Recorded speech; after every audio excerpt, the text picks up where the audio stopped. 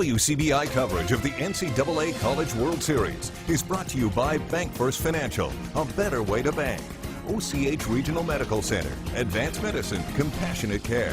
Evans Plumbing and AC Incorporated. It's hard to stop a train. Prestige Farms of Mississippi. 300 employees producing pork to feed the world.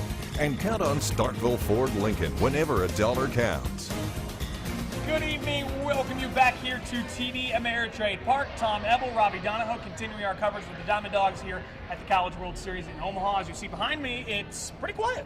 Packing up. Everyone's going home. Packed up. Wasn't that way about an hour ago? It was not. No. Opening ceremonies were pretty boisterous and pretty busy going on. We had a Low Cash perform, a chart-topping country group.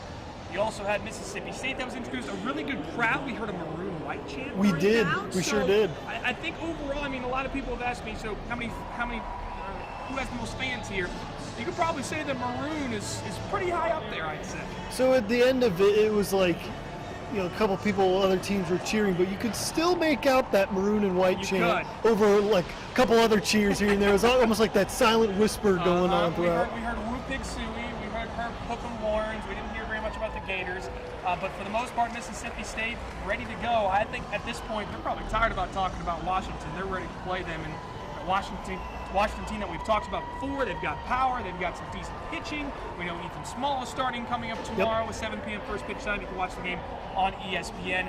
But 5 years ago, Mississippi State was in this very ballpark right here competing in the College World Series, and what a run it was to make it to that point. It's interesting talking to some of the guys, you know, growing up as Mississippi State fans. Right. This obviously being the program's 10th trip. A lot of them grew up watching Mississippi State. Now they're the ones in the dugout being able to wear the uniform and possibly write their own history. But we talked to some of the guys about what are the moments from Mississippi State Omaha history that they remember the most.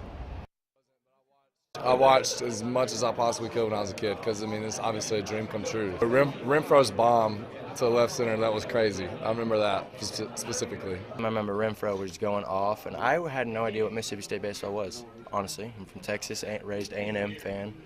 I was going to go there for baseball and everything. And so, you know, I was always watching A&M, and, you know, I always watched the College World Series in general. You know, I'm watching Mississippi State. And I knew that they were in the SEC and how good they were. And,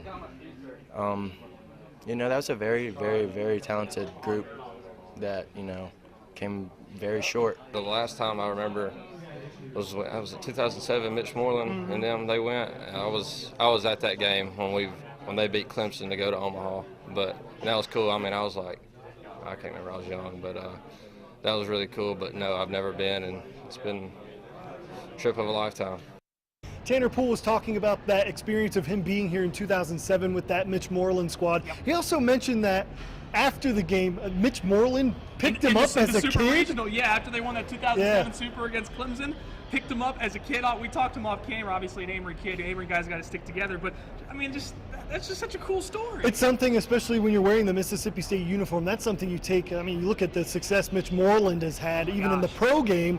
That's something that you carry forever as a kid. So now maybe Tanner could be the one picking up a kid sometime in Omaha. Who knows? We also got a chance to talk to Elijah McNamee about his memories of Omaha.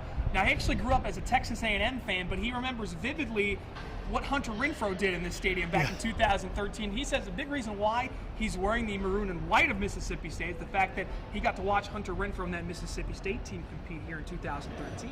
That seemed to be the common theme. A lot of guys on the team remember that Renfrow game and that whole College World Series with him. So I feel like it's hard to not see something like that and not be instantly hooked. Absolutely. I mean, you come back here after 5 years and you just sort of get that feeling that, you know, there's a lot of similarities between that 2013 and that 2018 team.